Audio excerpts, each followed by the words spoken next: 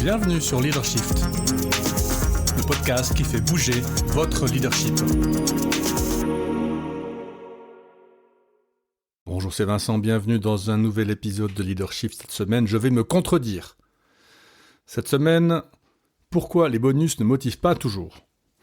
Alors, je vais me contredire parce que dans ce que je présente en théorie de la motivation ou en facteurs de motivation, un des 9 facteurs de motivation pourtant établis par des études sérieuses et résumé par la prestigieuse Association des ressources humaines anglaise, les bonus sont un facteur de motivation. Or, je tombe sur une étude récente, d'ailleurs de 2025, de ces dernières semaines, qui s'intitule quelque chose du style « Pourquoi les bonus provoquent des comportements déviants ». Alors, je voulais pas être aussi dramatique que ça. Du coup, l'épisode s'appelle « Pourquoi les bonus ne motivent pas toujours ». C'est un peu plus suisse, vous voyez, un petit peu plus modéré comme ça. Et donc, je me contredis. Alors, je vais vous parler pourquoi je me contredis, et puis d'où ça vient, et puis qu'est-ce qu'on peut y faire. Alors, les bonus, il y en a partout, tout le temps. C'est une évidence, tout le monde en fait. Il n'y a pas que la vente, d'ailleurs, la production. On l'utilise pour attirer les gens, pour les retenir, pour les récompenser, pour les motiver, pour les faire bosser. Et puis, voilà, en gros, faites plus, obtenez plus. L'étude, donc de Gagné, une étude canadienne, révèle en fait quelque chose d'un tout petit peu moins facile, qui est que les bonus en fait ne motivent pas aussi bien qu'on se le croit, et même voire parfois génèrent l'inverse, ce qui est intéressant, du retrait, du contournement, des comportements déviants, du désengagement. Donc, pourquoi, comment ? Alors, qu'est-ce qu'ils ont mesuré ? Alors, les chercheurs ont étudié une entreprise qui travaille dans un secteur où la créativité est très importante, c'est le développement de jeux vidéo. Alors, c'est à peu près 1000 employés, donc l'échantillon a une belle taille, par contre c'est une seule entreprise, et on verra que ça a un impact. Ils ont examiné 3 éléments.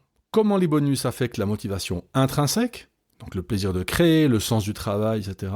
Comment est-ce que le bonus influence la motivation extrinsèque, je dirais l'effort qu'on appelle transactionnel, donc je fournis pour obtenir, et puis comment est-ce que justement ces bonus peuvent encourager des comportements déviants comme tricher, voire optimiser le bonus plutôt qu'optimiser le travail ou le produit, cacher des problèmes, contourner les règles internes, enfin tout ce qu'on n'aime pas quand on est une entreprise.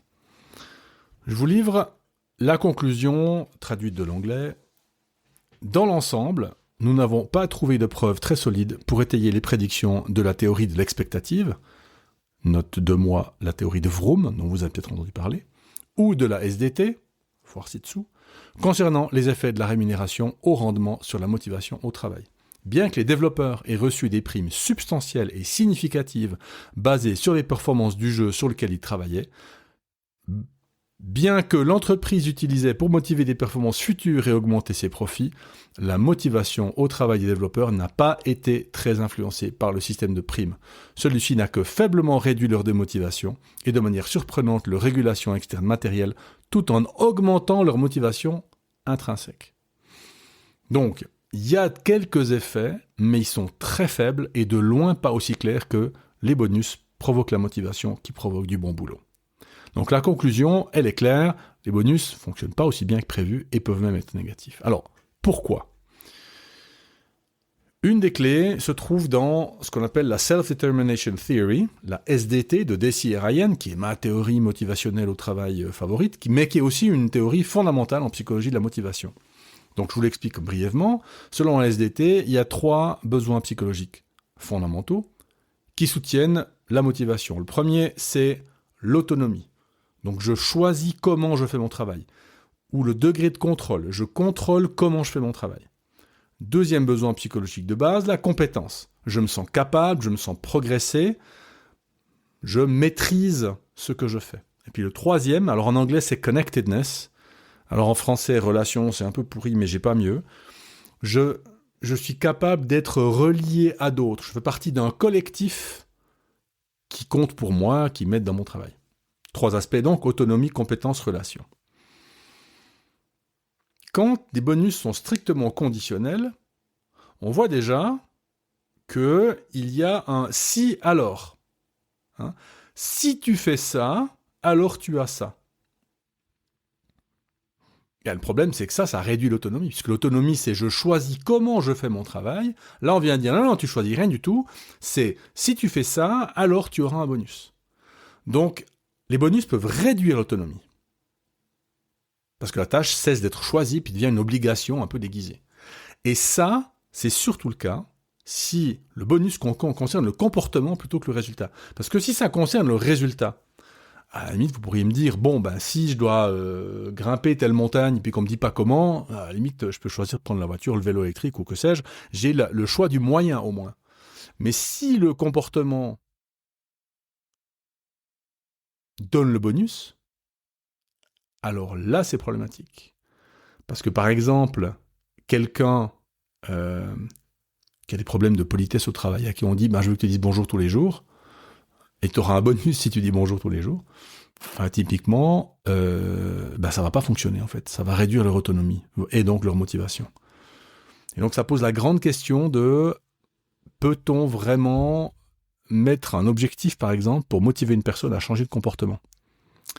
Eh bien, j'en doute fortement, puisque typiquement l'objectif de comportement est un objectif qui va réduire l'autonomie, donc la motivation. Donc il reste une vraie question là.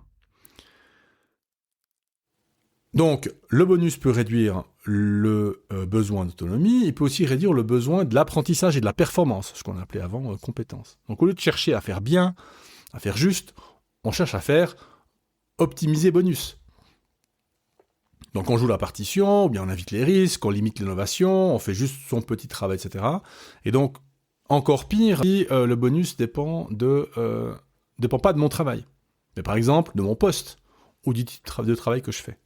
Dans l'étude, et d'ailleurs les auteurs le notent, les développeurs qui travaillent sur un nouveau jeu n'ont pas la même structure de bonus que les développeurs qui travaillent sur la maintenance d'un jeu.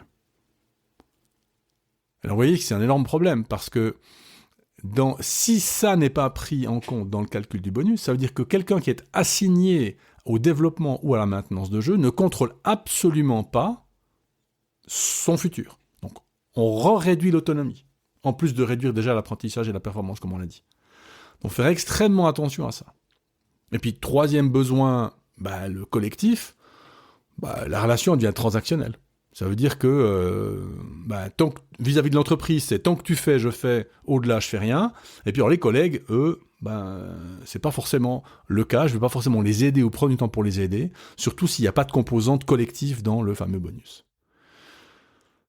Donc le problème, en fait, c'est pas le bonus lui-même, parce que les bonus peuvent continuer de fonctionner dans certains cas, mais bien ce qu'il fait à la structure psychologique du travail. C'est-à-dire que si le bonus réduit l'autonomie perçue, détourne de l'apprentissage, de la performance pour le résultat, et si les bonus transforment la relation en transaction simple, on va pas être gagnant.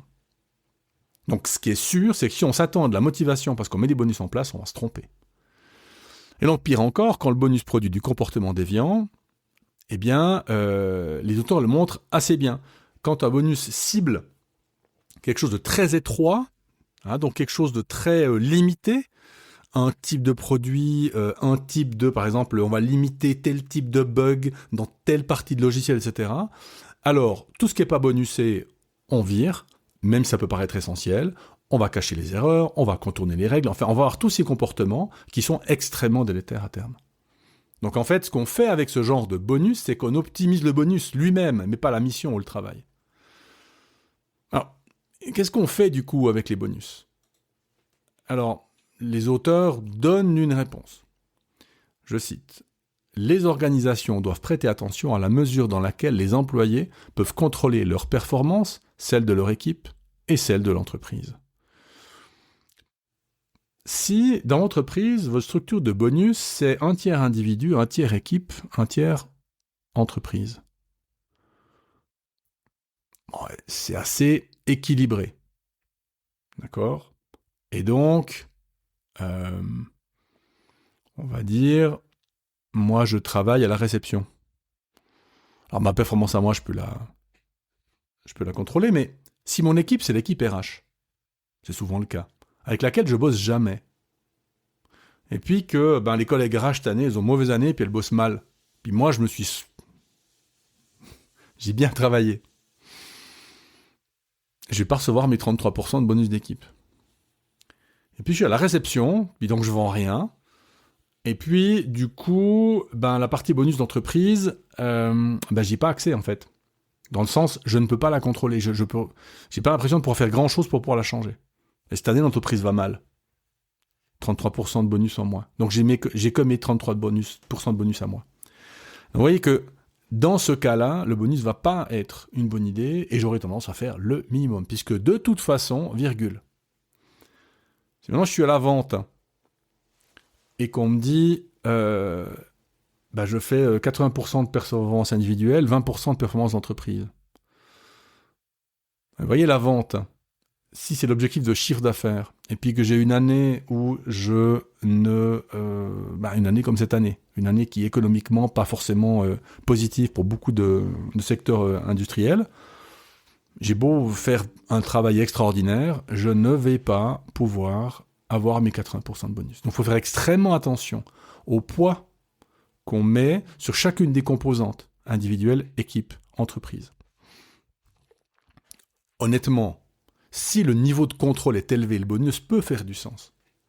Mais vous me disiez, oui, vous me direz, mais à ce moment-là, qu'est-ce qu'on fait avec si l'entreprise marche bien ou marche pas bien ? Marche bien, marche pas bien, est-ce qu'on fait un flat ? Est-ce qu'on fait quelque chose qu'on donne une prime, plutôt, comme on appelle ça, plutôt qu'un bonus ? Ça peut être une idée.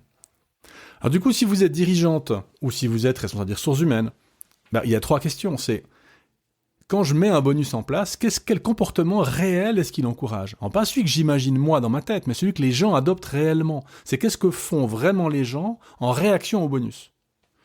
Est-ce que mon système renforce une des 3 composantes essentielles de la motivation ? Est-ce que ça renforce l'autonomie ? Est-ce que ça renforce la compétence ? Est-ce que ça renforce la relation ou le lien ? Ou bien au contraire, est-ce que je vois des gens qui marchandent tout le temps ? 3e question, c'est quelles sont les parties du boulot qui ne sont pas à bonusser ?